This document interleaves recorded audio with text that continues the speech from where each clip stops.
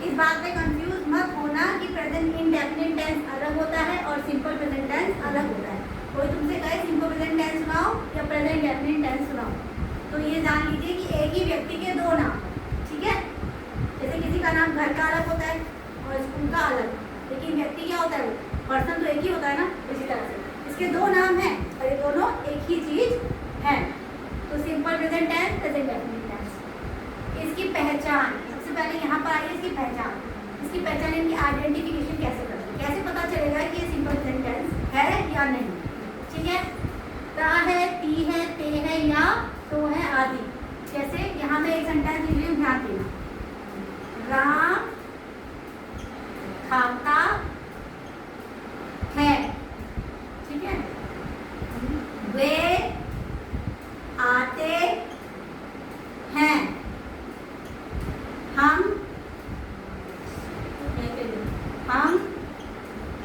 जाते हैं। यहाँ पे वह गाती है, वह गाती है। इसकी पहचान कैसे होगी कि प्रेजेंट डेफिनेट टेंस है। इसके आखिरी में देखना है हमको फटाक से, जैसे आखिरी में लास्ट में देखना है। इसमें क्या लिखा है, ता है, वह खाता है, ता है। ते है, ती है, ते है। तो इसका रूल, इसका जो प्रेजेंट डेफिनेट टेंस का रूल है, रूल यानी कि नियम, ठीक है। रूल यानी कि नियम। इसका नियम क्या होता है, सब्जेक्ट प्लस वर्ब की फर्स्ट फॉर्म। वर्ब की कितनी फॉर्म्स होती हैं, वर्ब की कितनी फॉर्म होती है, बोलो। 3। वर्ब की कितनी फॉर्म होती हैं, 3। जोर से बोलो, खाना खाया कि नहीं। वर्ब की कितनी फॉर्म्स होती हैं, 3 फॉर्म्स होती हैं। कितनी फॉर्म्स होती हैं, 3 फॉर्म्स होती हैं। तो उसमें से हमको पहली फॉर्म लगानी है। क्या लगानी है, पहली फॉर्म। फॉर्म के साथ एस या ईएस लगेगा। फॉर्म के साथ क्या लगेगा, यस या यस। हाँ, और प्लस ऑब्जेक्ट। आखिर में क्या लगेगा, ऑब्जेक्ट। और ये एस और ईएस कैसे लगना है ये भी देख लीजिए।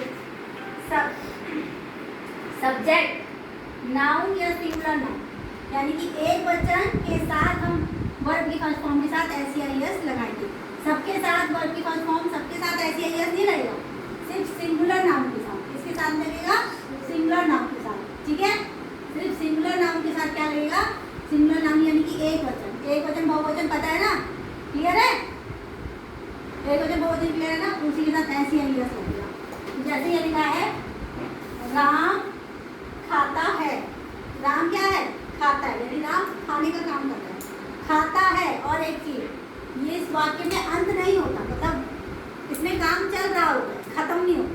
जैसे वह खाता है, अब वो खा चुका है कि खा, मतलब उसमें क्या, वो खा रहा है, काम कर रहा है, खा रहा है, खा ये नहीं कह सकते उसने खत्म कर दिया खा के, ठीक है। राम खाता है, तो राम हो गया यहाँ पर सब्जेक्ट। राम क्या है, तो इसीलिए हम लिखेंगे इसको राम। ये आ गया पहला सब्जेक्ट आ गया। इसके बाद क्या करना था हमको, वर्ब की फर्स्ट फॉर्म।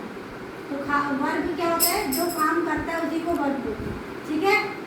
ये खाता है, क्या काम कर रहा है, खाने का ना, तो खाता है। तो राम ईट, खाने की इंग्लिश होती है ईट। वर्ब की फर्स्ट फॉर्म लगी ईट, एक अकेला, इसी को बोलते हैं सिंगुलर नाउन, यानी एक वचन। तो इसके साथ क्या लगेगा, एस या ईएस। एस या ईएस हमें नाम वर्ब के हिसाब से लगाना है, तो समझा एस या एस। तो राम ईट्स, सेंटेंस कंप्लीट हो गया। वे आते हैं, वे की इंग्लिश क्या होती है, दे। वे की इंग्लिश क्या होती है, दे। आते यानी कि कम, आने की इंग्लिश होती है कम।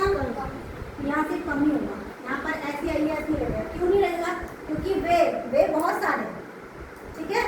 वह आता है, तो लिखते ही कम्स, एस लगा देते, लेकिन वे बहुत सारे लोग आ रहे हैं, तो यहाँ पे आएगा दे कम। हाँ, वह गाती है, वह गाती है, तो वहाँ क्या होता है, वहाँ की इंग्लिश दो, ही और शी। लेकिन हम कैसे पता करेंगे, यहाँ ही आएगा शी, पीछे का सेंटेंस देखिए। वहाँ गाती है यानी कि लड़की की बात होती है, ठीक है। तो यानी यहाँ पर शी गा रही है, गाने की इंग्लिश क्या होती है, सिंग। और सिंग के साथ क्या, अकेली है वो, तो इसीलिए एस, शी सिंग्स, ठीक है। हम जाते हैं, हम भी प्लूरल होता है, हम में एक व्यक्ति नहीं आता, बहुत सारे। इसमें बोलूँ हम जा रहे हैं या हम जाते हैं, तो आ जाएगा हम की इंग्लिश हो गई बी, जाने की इंग्लिश होती है गो। तो गो हो गया। अब देखो गो के साथ ई और एस, एस होगा, इसे हमें वर्ड को देख के लगाना है, एस या एस होगा। यहाँ पर कुछ नहीं होगा, क्यों, क्योंकि ये प्लूरल है। नहीं लगेगा we go, that's it, complete. I hope you understand. समझ में आया? अभी भी कोई डाउट हो तो पूछ सकती हो खड़ी होके, जो चीज समझ में ना आई हो तो पूछ लो। आरोही जो समझ में ना आया, आरोही ना क्या नाम था? आचर जो चीज समझ में ना आई हो वो भी तुम पूछ सकते हो खड़े होकर। जैसे कोई रूल्स में, किसी सब्जेक्ट में, किसी चीज में डाउट हो तो पूछ लो, तो तुमको समझ में ना आई हो बात।